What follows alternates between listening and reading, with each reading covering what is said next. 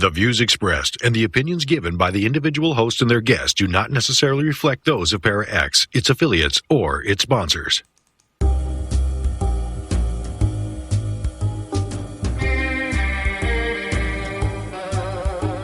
Step outside of your comfort zone.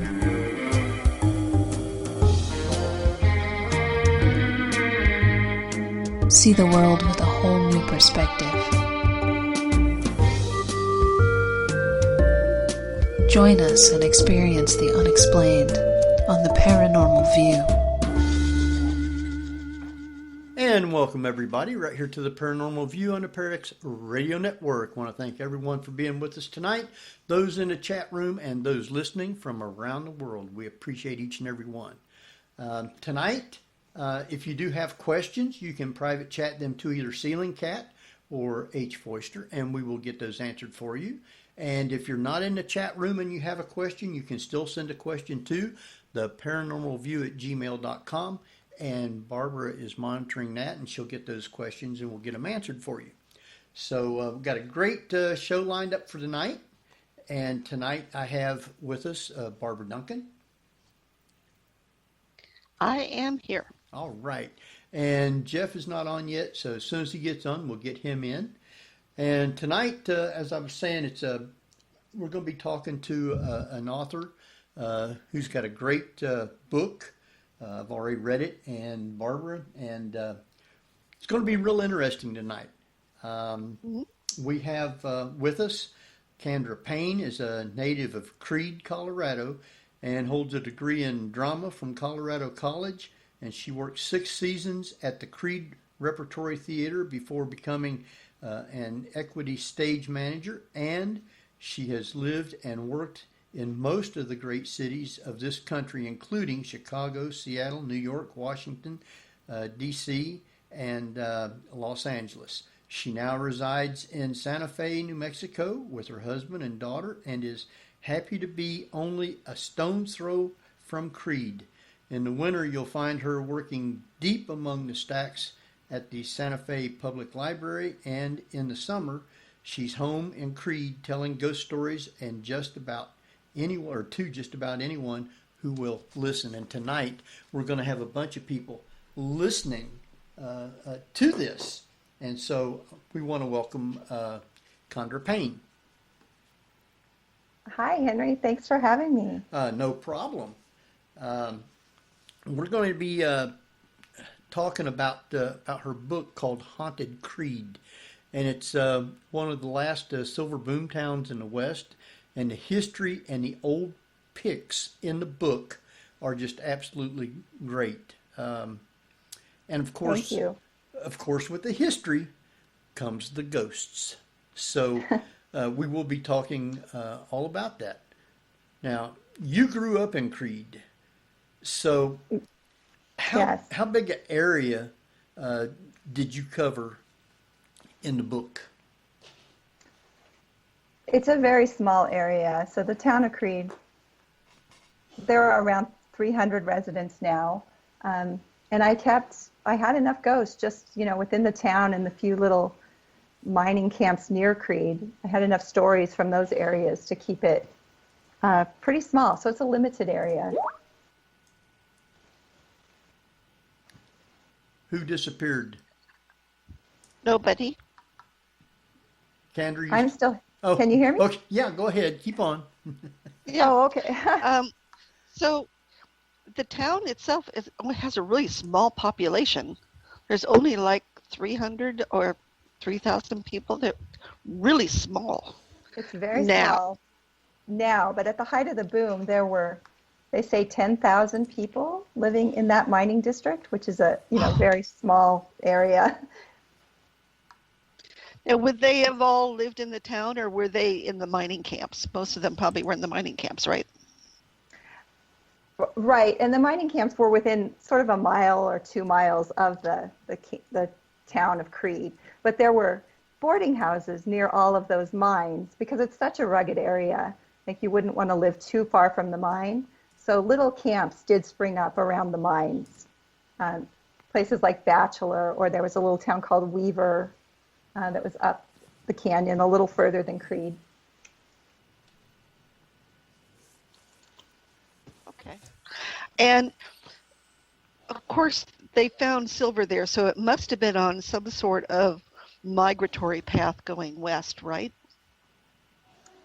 Yeah, I think the prospectors were just out looking in those mountains because they knew they were pretty rich in minerals.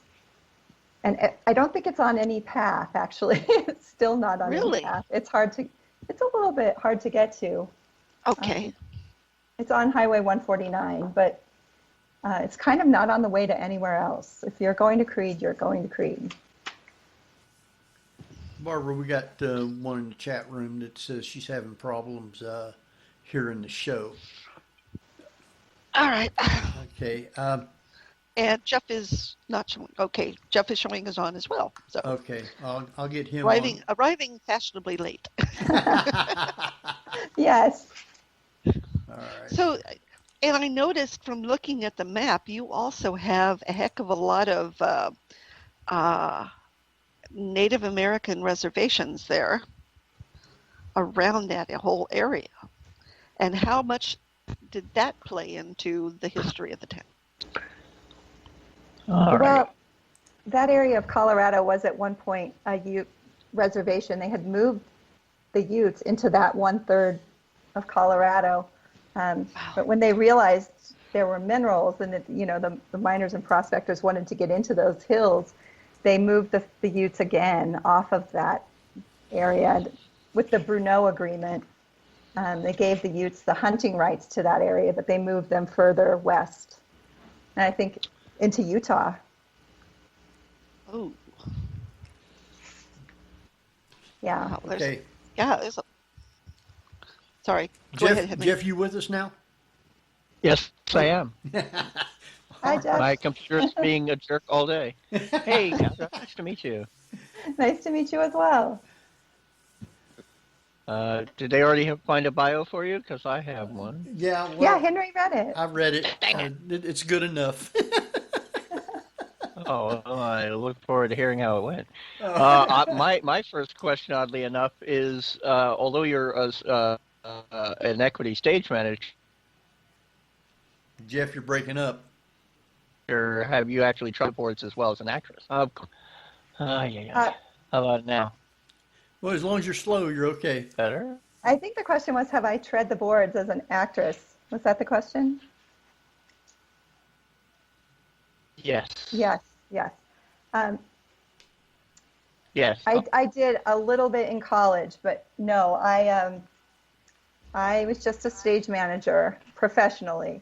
And, I had a lot of stage fright. And it's interesting. It wasn't until I was much older that I was able to overcome that and become a tour guide. Because I wanted so badly to do this ghost tour, I did conquer that fear and, put myself out in front of people, which was sort of new to me. Because when you're a stage manager, you're always behind the scenes, which I really love doing too. I grew up on the stage. Nice. And you're still acting, I hear. Yeah, I'm movies and TV, which are slowly reopening, and Right. I'm a writer. So a few of my things in film festivals have won awards. So yay! Cool. Now you've, I guess, colorful characters. You start with one because you have the whole history kind of, and you'd be surprised of the different people that the colorful characters that are in this book. And as I said, a lot of them, you have the stories of them, and then you tell some about the ghosts that go with them. And Right. I guess you start with one named McGinty. Right. Yes, we do talk about McGinty. And McGinty is a ghost that we think might be haunting Creede, and we're not sure. But yeah, it started with a sort of a con that Soapy Smith, who's a very famous, con man from the Wild West. He was in Creede during the height of its boom, and he ran this con where he had some colleagues of his dig up what they called the petrified man out of a creek bed, a farmer's creek, and bring it into town and say that it was this big scientific discovery and it was the Smithsonian was going to come look at it. And he charged people to come and view this body. And really the con was, yes, he made a little bit of money on the admission fee to get people in to see the petrified man, but it also brought in a lot of crowds. And then Soapy and his other, colleagues could run the shell and pea game and different cons on the people who were in line. So they made money off of them that way as well. But the interesting thing about McGinty, so that's what Soapy called that petrified man, that body, he called it McGinty. And Soapy Smith's great-grandson, Jeff Smith, who's named after Soapy, because Soapy's real name is Jefferson Randolph Smith. But anyway, his great-grandson has a theory that McGinty, this petrified man, was an actual person that Soapy and his gang had, sort of an altercation with and had ended up killing. And then they sent him off for his body to be preserved and then brought back to Creede to put on display. So it's a really interesting theory, and I think a compelling part of the book. There's some pictures that Jeff Smith let me use to illustrate why we think his theory might be correct. Did you like that part of the book, Henry? Yes. Well, I like the whole book. Oh, thanks. and each story that you have pictures of the old town and the people, and I mean it's right.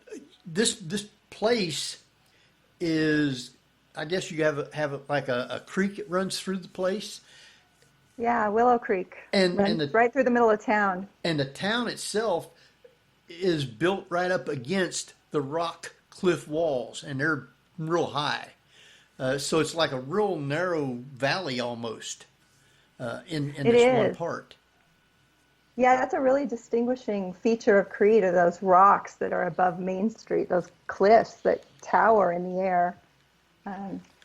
You can never mistake a picture of Creede if you see it. You'll know exactly where it is. Yeah, I'm looking at the photograph of, I guess, Soapy Smith. Mm-hmm. He looks like quite a character. And that hat he's wearing is amazing. Right. I've never seen a hat quite like that before. I'm going to flip through and find that picture. Hey, and you get the feeling, of course, watching Westerns, that these bars were magnificent, huge things with a piano in one corner. And this looks like about the size of a railroad car. Right, that does. And that picture of Soapy is actually in Alaska, in Skagway. Oh, okay. So Soapy got around. He did. After Creede, he headed up to the gold rush, to con some other miners. and a lot of these bars, it seemed almost like everybody owned one. They a lot of them looked like they were in tents. They were, right, because the town sprang up so fast that's what they had the time to get up, and they could get a bar in there and start serving alcohol right away because there was money to be made. So before they built their wooden structures, they had those tents up, and they were probably building at the same time. Or once the town burned down, again, they put those tents up right away so they could keep doing business until they could rebuild. So what's the weather like there? They couldn't have stayed in those tents very long, could they? Oh my gosh, the winters are so cold. It's often 20 below in the winter in the morning. Wow. I don't know how they did it. Even in those little cabins that you see, the little shacks that they built, it had to be miserable. It was so cold. If they had a stove, they had to have wood in it. Yeah. All the time. All the time. And you had to have a lot of wood. Oh, yeah. Yeah. Prepare for months for the winter. They go and get wood and, have it all ready. Because I can imagine the wind coming through those mountains directed in that. Oh, ouch. Yeah, it's cold. but we were talking before, this town from the photographs that you have in the book uh, look like your really rough and ready Western town. And Right. I assume that it was quite violent at times. It was. It was quite violent. There were a lot of gunfights and just people who, what they called it, they were on the shoot all the time, just ready to, defend their mining claim or defend their business or, just, there's one story about a guy named Jack Pugh, and he sort of exemplifies all of that the Wild West was. There's so many stories about all the things that he did and how many times he sort of escaped death, even though he was in these shoot-'em-ups. He's one of my favorite characters from Creed. Oh. So we're talking about, the real shoot-'em-up gunfight, sort of. Yeah, and as a kid, I heard these kind of stories and how Creed had been really part of the Wild West, and it was so hard for me to believe because at the time when I was growing up, it was already pretty small and a pretty sleepy little town. and until I started really reading these old newspapers and hearing the accounts of what happened in Creed, I was just, just sort of disbelieving. And then I read it and I was like, wow, it really was the Wild West. Well, now, with Jack Pugh, I believe you had an experience, didn't you, with him? Not with him, but you talk about his bed. Yes. I guess he, won't you tell people about how he come to being shot and died, and then about his bed? Okay, sure. So Jack, like I said, had sort of escaped death many times and had many run-ins with the law, and he was actually a deputy sheriff. He was the law. And as I found out, a lot of those lawmen were not very lawful. And Jack Pugh was definitely one of those. But he had a sort of a scuffle with another business owner. Jack ran a livery stable. And there was a plot of land where he really wanted to build a saloon, but someone else had already bought it or claimed it, and it was Creed's mayor and his wife, Mayor Osgood. And they went out of town, and Jack tried to jump their claim or jump their, business lot, and he had his men bring a bunch of lumber on so they could start building his saloon. Because I think, possession was 9/10 of the law, and who was going to stand up to him, right? So, but Mrs. Osgood, the mayor's wife, found out about that, and she came back to town, and she immediately took her men and had all of Jack's lumber thrown off. They brought on her lumber, and she stood there. They said she stood there and watched them build her saloon, so that Jack couldn't get any part of that. But he was really bitter towards the Osgoods about that episode. He was really mad, even though he really lawfully didn't have that claim. But so apparently he carried that bitterness around for many months, and then one night he went up drinking, and he went to that saloon, and the saloon that the Osgoods built was called the Holy Moses Saloon. There's a picture of it in the book. You can see the Holy Moses. But Jack went up there, and he started playing poker with some friends and drinking. And apparently if Jack wasn't drinking, he was a pretty good guy, and everyone really liked him, and they called him Handsome Jack Pugh. But if he was drinking, they said he was sort of hell on wheels. And the mayor knew that Jack was in the saloon, and he knew Jack sort of had it out for him. So he was keeping a pretty close eye on Jack. And as Jack got more and more drunk, he got more belligerent and more boisterous. And the mayor called for the town marshal to come in and sort of monitor Jack. And the town marshal is also another saloon owner up in Creede. I thought that was pretty funny. But he came over to the Holy Moses Saloon, and he told Jack, you're getting pretty out of hand. You probably should just go home. And of course, Jack didn't want to hear that, and he pulled his gun on the marshal, and the marshal pulled his guns, and they sort of, got into a little bit of a brawl, and the marshal broke away from Jack and ran to the back of the saloon, and Jack followed him with his, guns blazing, and the marshal turned around and just shot Jack right in the stomach. And it was a fatal shot, even though it took, almost 24 hours for him to die. But that's how he died. Ow. It's a horrible death. Yeah. And they carried him back to his house and put him in his bed, right? Right. So his mistress, her name was Lily Shields, she came up and took him home and to his bed, which was so he was shot up in what's now called North Creede, which is where the original camp was. And his house was down in what they had then called Jimtown, and what we now call Creede. But they took him back to his house in Jimtown, and that's where he passed away, in his bed. And the interesting part of that story, too, is that Lily Shields, like 2 weeks after she buries Jack, she gets back together with her ex-boyfriend, and they go up the canyon to a saloon that's only a couple of doors down from the Holy Moses. And they're playing poker.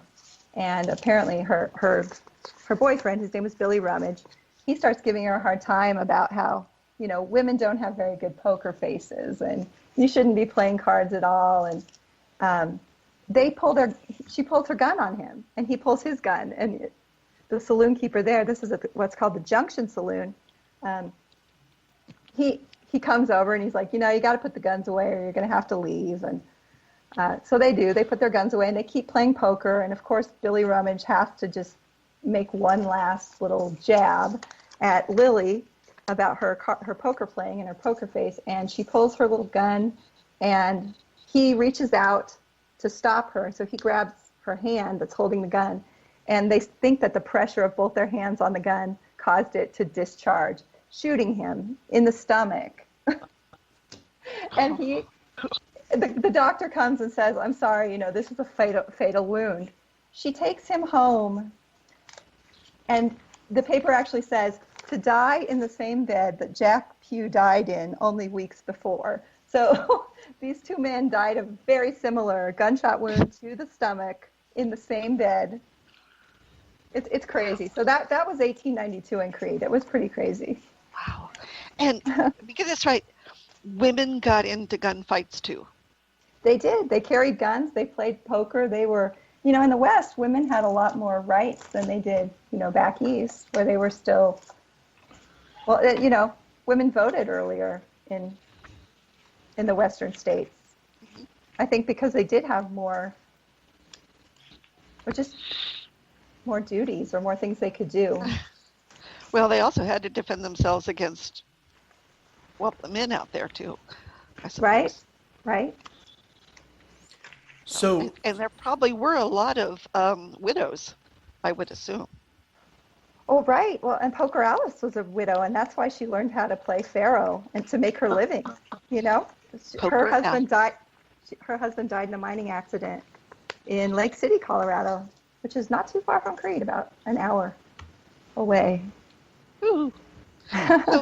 There were a lot of women saloon owners. I think in your part of the woods now there was Big Nose Kate's saloon, Katie Elder, and right. I think she was up in Leadville, right? I think so. Yeah. Yeah. So I guess that was Doc. go ahead. Go ahead. I was going to say that was what's his? I'm sorry, it's escaping me. But she was. Oh, Jeff? Yeah, it was in Tombstone, Tombstone. I'm trying to think. Tombstone. Thank you. Arizona. Oh, okay, that's for her. Yeah, and I can't remember the name of the saloon now, but I think it was called Big Nose Kate's. Right, and she was Doc Holliday. It was Doc Holliday's mistress, Big Nose Kate. Right. Right. Wow. So what haunting or ghost was related to Jack's bed? Okay, so, it's interesting because years before I ever researched the book or started writing the book, I was on tour with the Creede Repertory Theatre, and I, stage managing this young audience tour. We went to different schools around the Four Corners area, and it was just myself and 3 actors, and we had, a a little trailer with our set in it, and we all drove around in this van, and we did these shows for kids, and it was really a lot of fun. But we stayed in a lot of hotels, but every now and then we were sort of treated to stay in different arts councils around around that part of the area would sponsor us, and sometimes they would have us stay in their homes, which was really nice because then we'd get a home cooked meal. And one night we got to stay at the Arts Council members' home in Mancos, Colorado, and that's when I had a really interesting experience. We went into this old Victorian house, and they were in the middle of remodeling it. It was a beautiful old home. But they put me in a bedroom at the top of this rickety staircase, and it was the dormered ceilings, and I had a beautiful old 4-poster bed that I was sleeping in. And that night, after I went to sleep, I had this dream, and it was unlike any other dream I'd ever had. It was much more visceral. I could see details that you normally wouldn't see in a dream. But what I saw was this man lying in a bed, dying of a gunshot wound to his stomach area. And there were 2 women taking care of him. And they were trying to comfort him. And you could tell he was just bleary-eyed and feverish. And you could see, he was in these long underwear that were just really dirty. And I was sort of floating above the bed watching this all happen.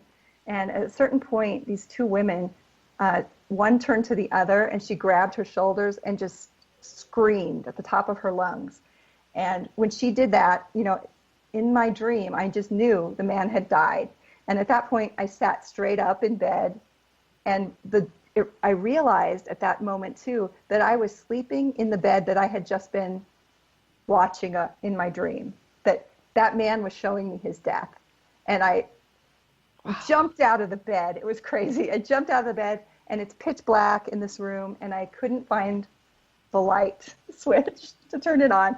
So I was frantically just going along the wall, feeling my way, trying to find the light switch. And like I say, it was the longest 30 seconds of my life trying to find that light switch. And I finally did. And I sat in that room for 3 or 4 hours until everyone else got up. And I just sat there and read my book. And I told my friend Becky, who's an actress, I told her the story the next morning. And she said, "Oh, you have to tell our hosts." And I said, "I don't want to tell them, that happened." But at breakfast, she sort of brought it up. She's like, "Well, Kandra had a really interesting dream." So I ended up telling them anyway. And they said, "Kandra, that's so interesting because you're the first person to have slept in that bed. We just bought it last week at an antique auction." So it was kind of interesting later when I started doing the research, and I learned about Jack Pugh and Billy Rummage dying in this bed. And I thought, oh my gosh, I think those ghosts were reaching out to me, and I saw one of their deaths in that bed. It's possible. Mancos isn't that far from Creede. That bed could have traveled. I don't know that it's the same bed, but boy, it sure could be. Well, it could have been the dream itself could have been the equivalent of a residual haunting, just a playback of what happened. Right, exactly. Yeah. So that's how I ended up, sort of tying that story to Creede, Colorado. And I thought, wow, those ghosts were reaching out to me all the way back when, in my 20s when I was touring around Colorado. They were trying to tell me their stories. Well, everybody has probably heard of Jesse James. And one of the people that was affiliated with Jesse James is Bob Ford, who shot Jesse James in the back. Right. And Bob Ford. Howard. Yeah. Bob. The dirty little coward who shot Mr. Howard. Yeah. Bob Ford ended up having a bar in Creede. So why don't you tell us about him? Yeah, so Bob came to Creede about 10 years after he shot Jesse James. So right after he shot Jesse James, Bob and his brother Charlie sort of toured around the country doing this reenactment of killing Jesse James. And, it didn't go over very well with a lot of people because Jesse James was a bit of a folk hero to many people, a Robin Hood, right? Even though he also killed a lot of innocent people. People didn't like the fact that Bob Ford shot him in the back. And so Bob became sort of this hated figure as well. But he was a big celebrity in the West. But anyway, he came out to. He was in New Mexico. He was in Colorado. He ran saloons in different areas, and ended up in Creede during the big boom of 1892, where he built a saloon, and ended up running into someone who would shoot him in the back. Or in the neck, anyway. A man named Ed O'Kelly, who some think was part of the James gang at one point. We're not sure that he was, but he definitely was a big admirer of Jesse James. Wow. And the guy that shot him in the back, did he just use a regular gun or shotgun? It was a shotgun. Yeah. In fact, there's a quote in the book that Bob Ford's widow, Dot Ford, said something like, I can't believe they shot him with that kind of gun. He wouldn't have used that kind of gun on a coyote. That was, to be shot with a shotgun. And the story goes that, it shot him at pretty close range. He stepped into his tent saloon and surprised him and shot him in the neck. And they say it nearly decapitated Bob Ford. That shotgun blast did. Another really interesting story that sort of a legend is that Bob always wore this tie pin, and I think a lot of people in that day and age did, but he had on this opal tie pin, and they say that tie pin was lodged into one of those tent poles behind him by that shotgun blast, and that someone took a knife and dug out that tie pin and gave it to Soapy Smith as a good luck charm. Soapy and Bob were apparently at odds. They both tried to run Creede. So what So goes? you were Go ahead, you were Barbara. mentioning that the people who were appointed sheriffs were probably outlaws themselves, right? I think a lot of times they were, yeah. In fact, Soapy appointed I think it was his brother-in-law, Cap Light, who came up to Creede as one of the lawmen. But I think he was probably part of Soapy's gang. But yeah, definitely Jack Pugh was an outlaw, and you can just sort of trace him all over Colorado. He was also a sheriff over in Gunnison County before he came to Creede. But there are all kinds of stories about him having run-ins with the law, even though he was the law as well. So the best way to avoid the law is become it. Sort of, yeah. Yeah, Wow. yeah. So what ghost was associated with Bob Ford? Yeah, that's interesting. Probably Bob Ford. You would think, right? And he died this sort of sudden, violent death. And but it's interesting. Bob Ford's body was buried in Creede in the Boot Hill Cemetery. But about a month later, his widow had his body removed and taken to Missouri to be put in his family plot with his brother Charlie. And Bob Ford's ghost actually doesn't seem to haunt Creede. I always am looking for stories and hoping to hear something about Bob Ford's ghost, but nothing's really turned up. But there is a ghost that's associated with Bob Ford that I do talk a little bit about in the book, and it's his widow, Dot Ford, who people have seen and heard sort of weeping and walking along Main Street, in her mourning, her black dress and her black veil. And yeah, so I think it's Dot Ford who may still be lingering on in Creede, even though she lived, after Bob Ford died, she moved to Durango and she remarried, but she ended up committing suicide. And so in my book, I speculate that she's, returns to Creede and is still looking for Bob, because that's the last time she was happy. Now you talk about in the book from Creede, you said it's like something like only 4 or 5 miles up through the other little communities And you had a lot of stagecoach relay stations, right? Oh, right.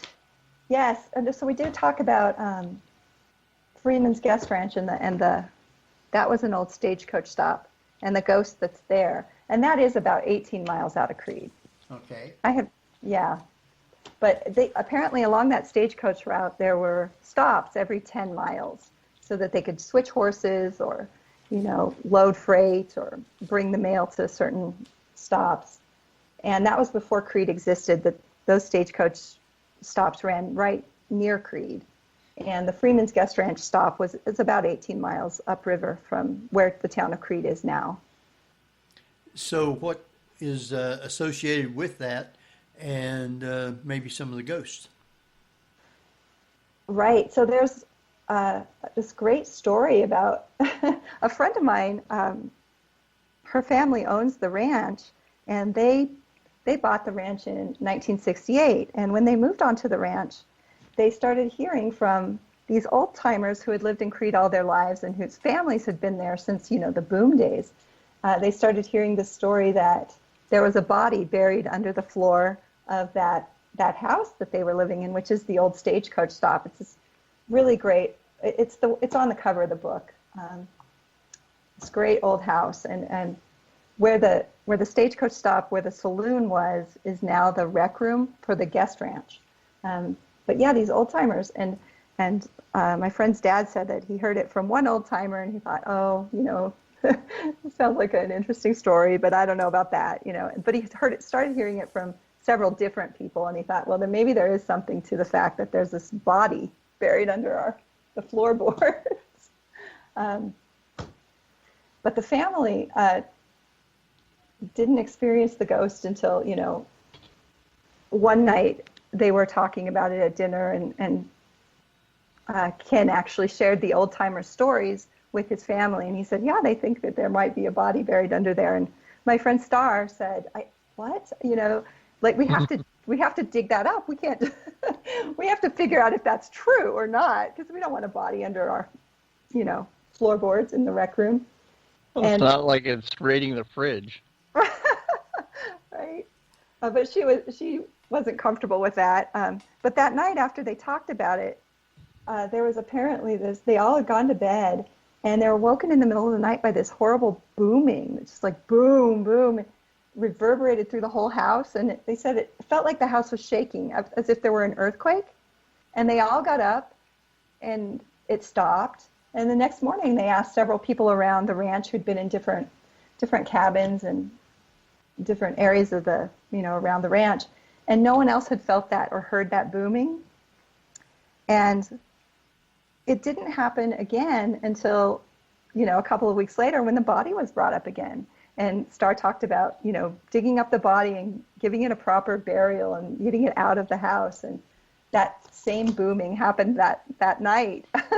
And they decided the next day that if there was a body buried under the floor, he didn't want to be discovered. It was going to stay there. He wanted to be left alone, right? So, yeah, I don't think they've had any problems as long as they don't talk about him. Wow.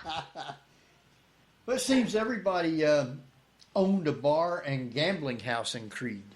Every time you looked, somebody had a tent set up, and they were all over the place.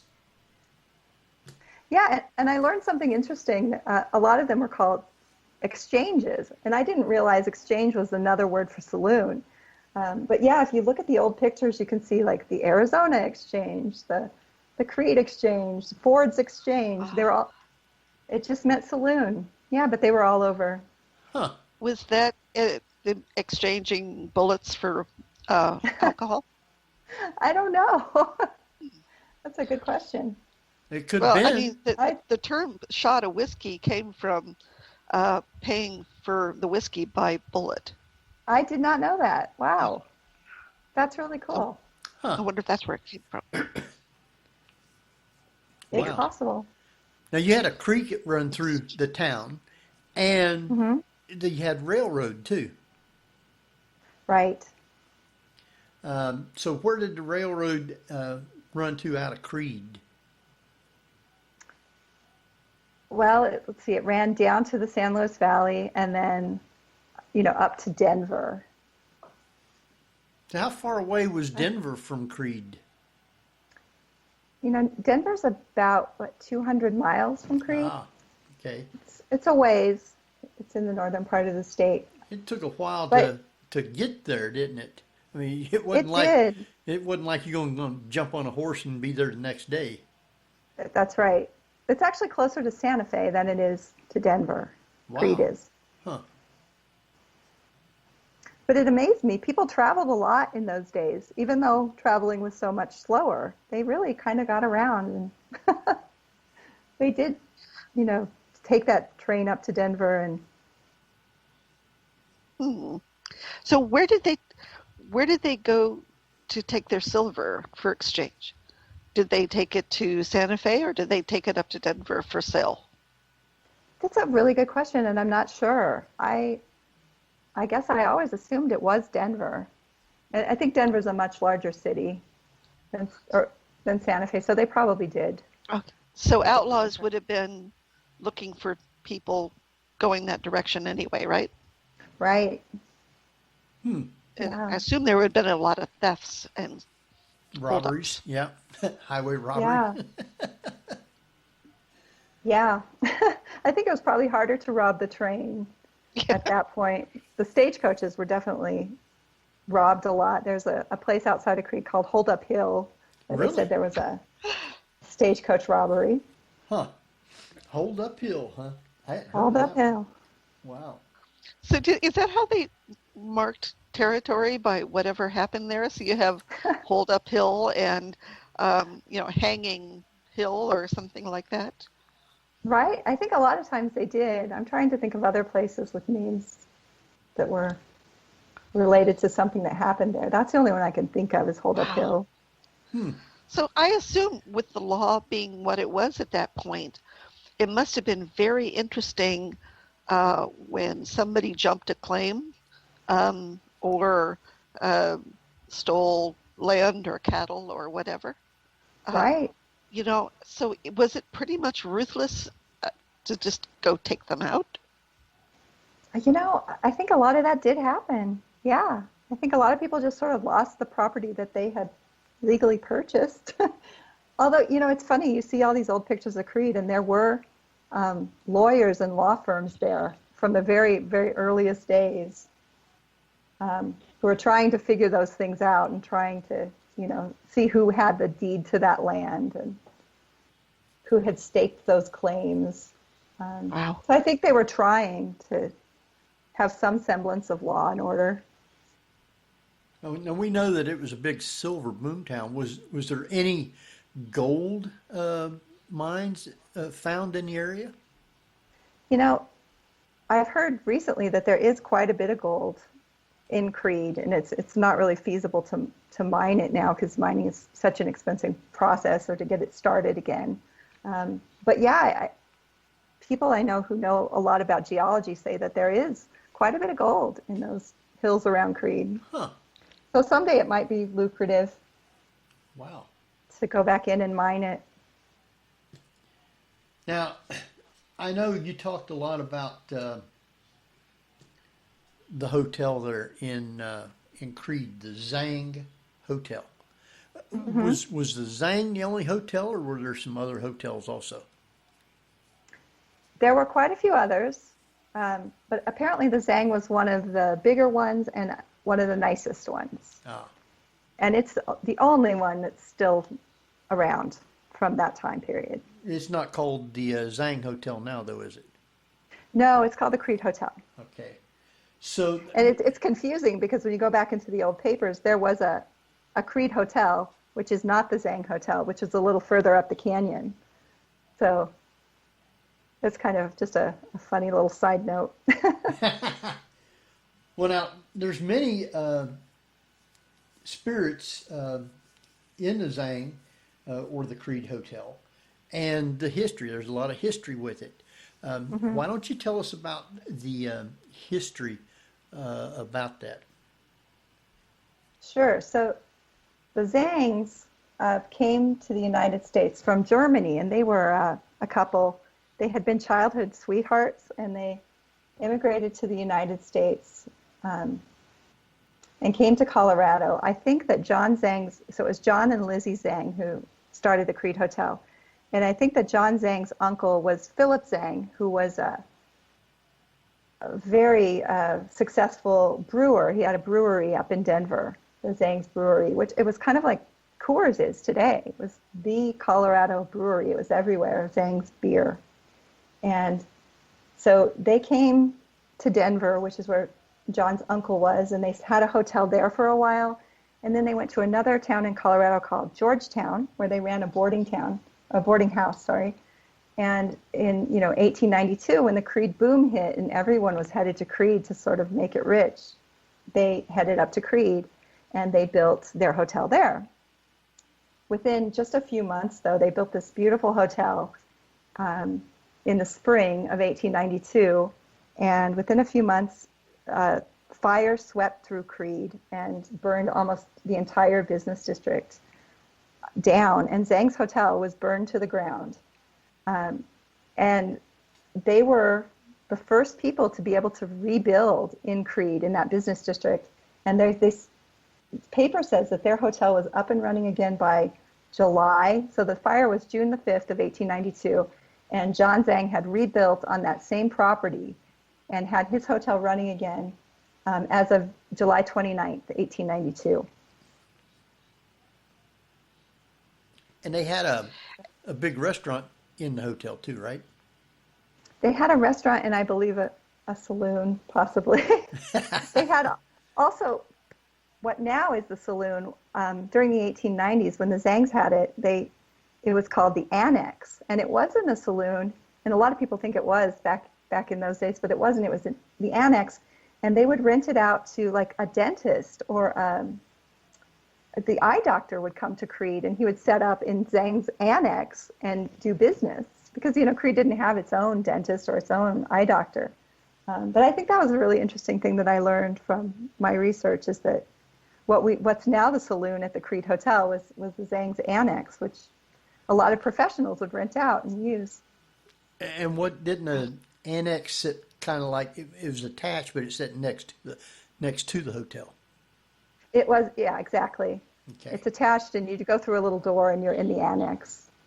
So, how many rooms do you know that was in the hotel? Well, currently there are only four guest rooms. But I've been told that back in the day there were more because they had some rooms sort of in the back of the hotel where they would put miners. They would board miners. A lot of miners needed, room and board. So I think probably it might have had 8 or 10. It's sort of the height of the boom. But yeah, now there are just the 4 main guest rooms, which are above the restaurant. Now, at the time when they first built it, I guess it was almost like considered a luxury hotel. It was one of the finer ones. Yeah, that's what I've been told and what I've read. And the restaurant was absolutely great. Yes, the paper talks about how Mrs. Zhang and how the boys that stay there keep pretty close to the hotel because her food's so good. So is it been remodeled or is it run down pretty good? You know what? It was pretty run down up until the late 1980s when some friends of mine purchased it, and they did, they kept true to the character of what the Creede Hotel is, but they gave it a big facelift. They painted it and just made it a much nicer place. So it's a nice place to stay now. So all the structures there would have been wood, right? Right, until after the fire when they wised up a little bit and they started building things out of brick. Although Zhang's Hotel, the Creede Hotel, still built out of wood. They did not build that out of brick. Wow. But the hardware store across the street, which also burned down and was rebuilt, the Tompkins Hardware, they did rebuild that out of brick. Hmm. So how did the town burn down? Well, there's a lot of speculation, but the fire started at this place called Kenevi's Sample House. And I understand that it was also a saloon.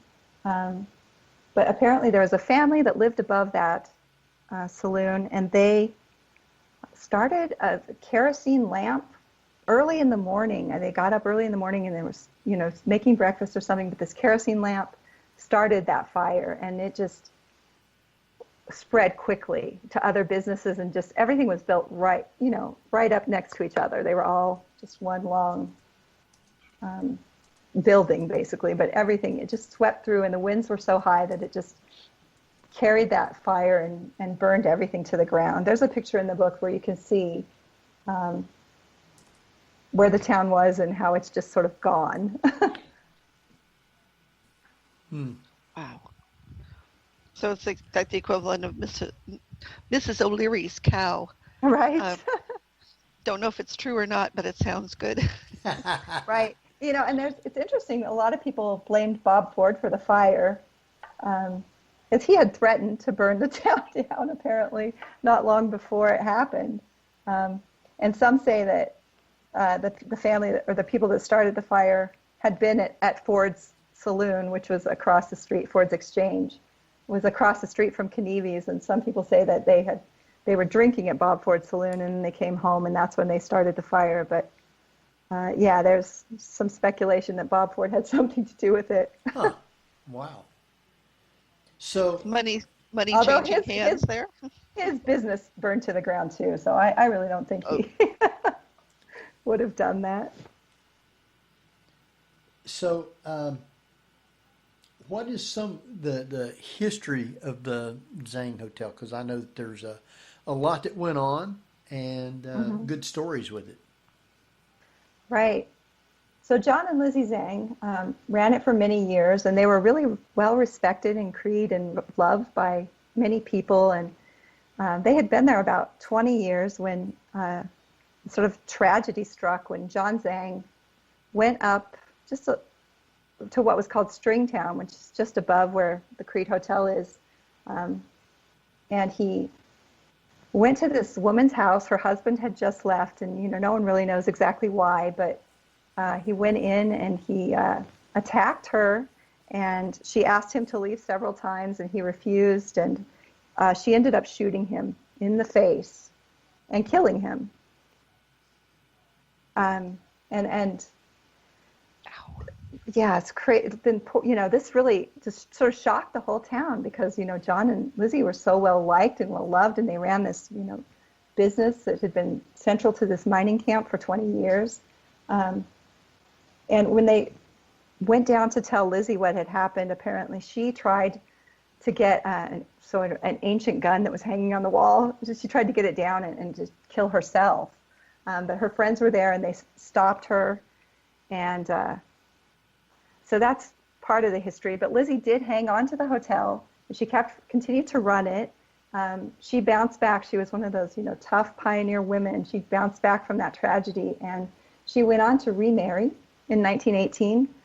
And so that's a little bit of the history of what happened. But Lizzie, I think she really loved the hotel, and she was there until her death in 1931 or 1932. She passed away. But I believe that the spirit most often seen at the Creede Hotel, I think, is Lizzie Zhang. And I think she's still there, helping to run it and trying to make things go smoothly. There are a lot of stories about how she helps out. You mean helped out as a ghost? Helps out as a ghost, right. There's a story about a waiter who it just has this tray stacked full of dishes, and for some reason between the dining room and the kitchen there's a door. And the door had gotten closed, and there was no way this waiter could open it with this huge tray of dishes. And he gets ready. He doesn't want to, holler out to his friends to open the door because he's in the middle of the dining room, but he's getting ready to do that because there's nothing else he can do, when all of a sudden the door just swings open, and he walks through, and then it slowly closes behind him. And there was no one there who could have done that except, possibly the ghost. Cool. Yeah, there's another story. A friend of mine was baking, at the Creede Hotel. 4 a.m, she was making these homemade potato rolls that were really famous at the time. People loved these potato rolls. But she'd gone in to bake them, and she was finishing up her last tray of rolls, and she was just trying to get that last pan up onto the top rack of the baking, rack, the top slot. And she couldn't quite do it, and the pan started to slip, and it was burning her arm. And she said all of a sudden that tray sort of levitated and slid into the rack, just as if someone had taken it out of her hands and put it up there for her. So I think that was Lizzie. Well, if you're going to have a ghost, at least they're, helpful. Right. I mean, and there are some scarier things that happen. But they also say there are 8 spirits that live there, so she's just one of them. 8. Wow. So, And all from the same time period?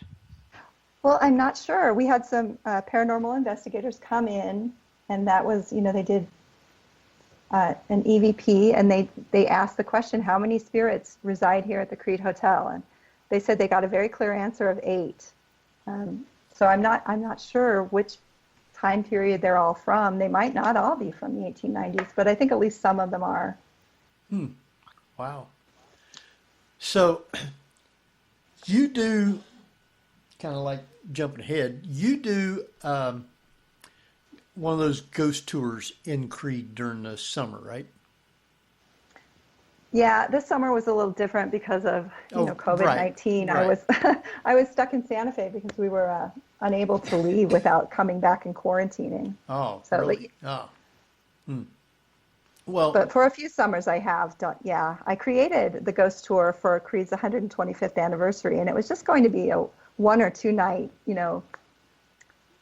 sort of celebration as part of the anniversary. And then it was very popular, so we brought it back, and we did it every Saturday night throughout the summer for 2 summers. So with the ghost stories that you did you ever do any actual ghost investigations? I didn't. And I had some tour guests who asked me if they could bring their equipment on my tour. And it's interesting. I told them I didn't think it was a good idea because I felt like it might be distracting from the actual history and the stories that I was trying to tell. Although I think it might be fun to do a private tour with those people and have them bring their equipment, so it's something I've sort of reconsidered. So I think it would be interesting to find out, to do some investigating. Well, that would be. Jumping ahead, I guess, a little bit. You live in Santa Fe now, and you say there's a lot of ghosts there. Have you done any investigating there? I haven't done any investigating, but I have led tours in Santa Fe. I have a friend who runs a business called the Original Santa Fe Ghost Tour, and he was going out of town for a couple of months, and he asked me if I'd like to fill in on his tour. So I learned his stories, and I have done ghost tours down here, which has been a lot of fun too. Santa Fe, like I was saying earlier, has 400 years of history, so it's a lot older than Creede. So a lot more ghosts. And UFOs. Right? New Mexico's sort of known for that, for sure. Wow. Yeah. So have you seen any of those? No, I haven't. Wow. I haven't, but I have friends who have stories. I have friends who have stories. There's your next book. All right. I think it's almost 9. I think what we'll do is go ahead and take us a quick break. Barbara, you got anything before we jump out and take a quick break? No, we can wait till we get back. Okie doke. Just remember, mics are live. And Jeff, you still with us? So far. So far. Let me get my little thing brought up here, and then you can go ahead and let's see here, take us out. Okay. For a break. How's that sound? You're listening to the Yep. You're listening to the Paranormal View on para-x.com with your hosts Henry Foister, ceiling cab Barbara Duncan, and myself, Jeff, with tonight's guest, Kandra Payne. So stay tuned for more of the Paranormal View after the break.